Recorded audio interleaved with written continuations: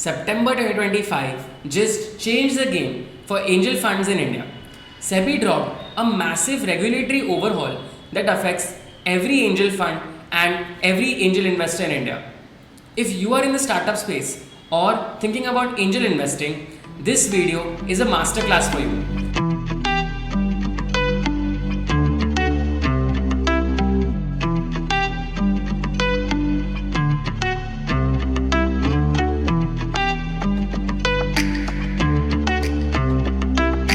Hi everyone, I am Parth, the co-founder of Navigate AIF, and in this video, we are breaking down SEBI's latest bombshell circular that made a complete revamp of angel fund regulations in India.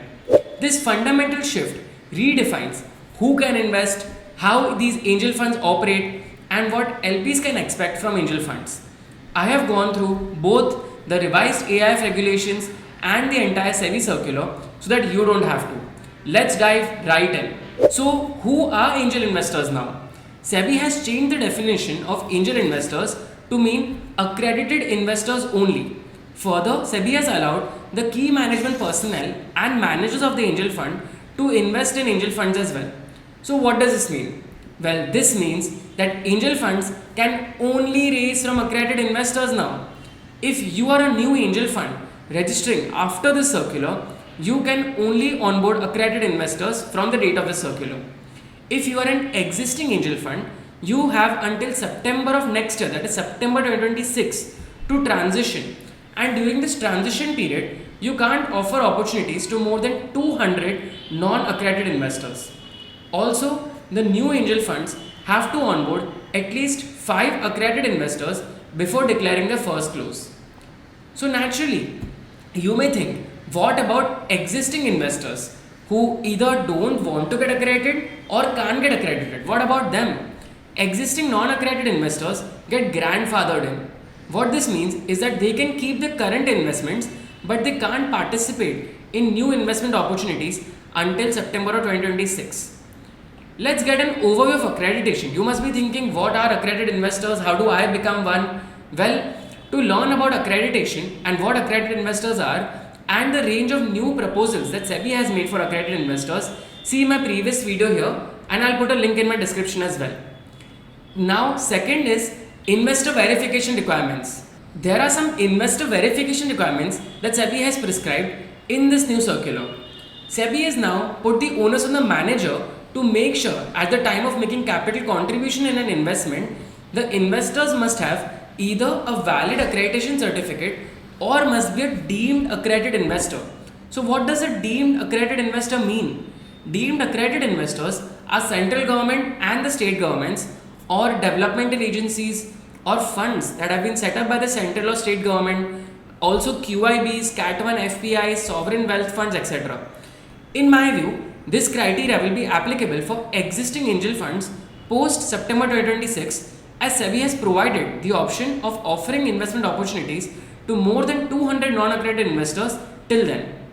The impact of this change by SEBI is massive because it essentially raises the barrier for entry into angel investing and could significantly reduce the pool of potential angel investors in India. Part 2, no more scheme structure. The second major change in angel funds is that angel funds are ditching the scheme-based structure entirely. The old way for angel funds to make angel investments was to create a new scheme for each investment and thereafter file a term sheet with SEBI. Now the new way is to directly make the investment at the fund level. This simplifies operations dramatically. No more filing term sheets with SEBI for each and every investment and doing complex scheme documentations. Instead, angel funds can now operate more like traditional investment vehicles or private equity funds, making direct investments and maintaining records internally. However, a key difference between traditional private equity funds and angel funds is that angel funds are required to obtain consent of each investor before every investment opportunity. Further, the rights of investors in each and every investment opportunity of the angel fund and in the distribution proceeds of each angel investment must be pro rata to their contribution to such investment. This is a new rule by SEBI. Part 3. changing investment rules for angel funds. Third part is that the investment landscape for angel funds is getting more structured. First, lock-in period. SEBI has prescribed lock-in periods where the standard is a 1 year lock-in period for each and every angel investment made by the fund. And this period may be reduced to 6 months if and only if you are selling to a third party and not selling this back to the company or the promoters. Second, the most interesting change is for follow-on investment rules. SEBI has allowed for the very first time angel funds to invest in companies which are no longer startups defined by DPIIT. Angel funds can now make follow-on investments in such companies. So, what are the rules for follow-on investments? The rule is that a post-investment shareholding can't exceed a pre-investment shareholding. Also, the total investment per company is capped at 25 crores. This includes the first round and the follow-on both.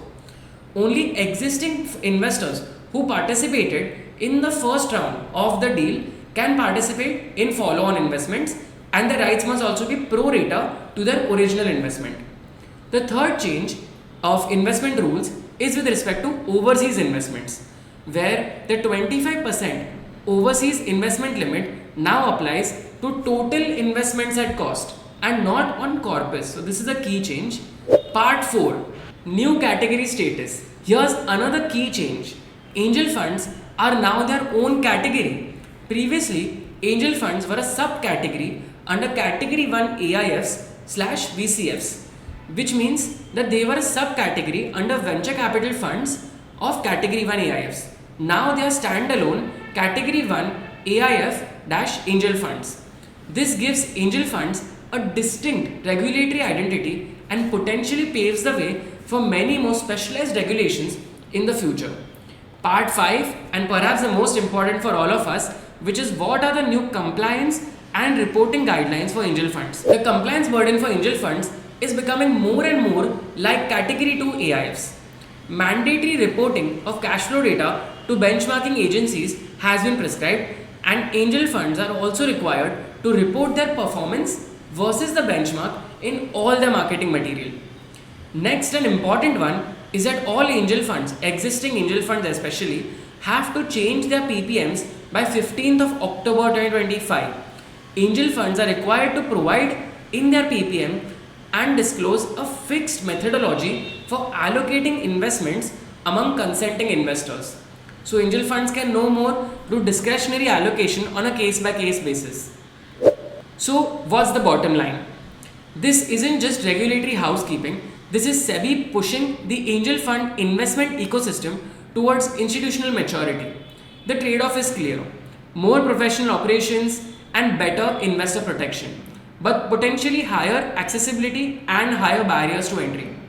Some key dates for you to remember are: first, September 8, 2026. This is the deadline for existing funds to transition to an accredited only framework.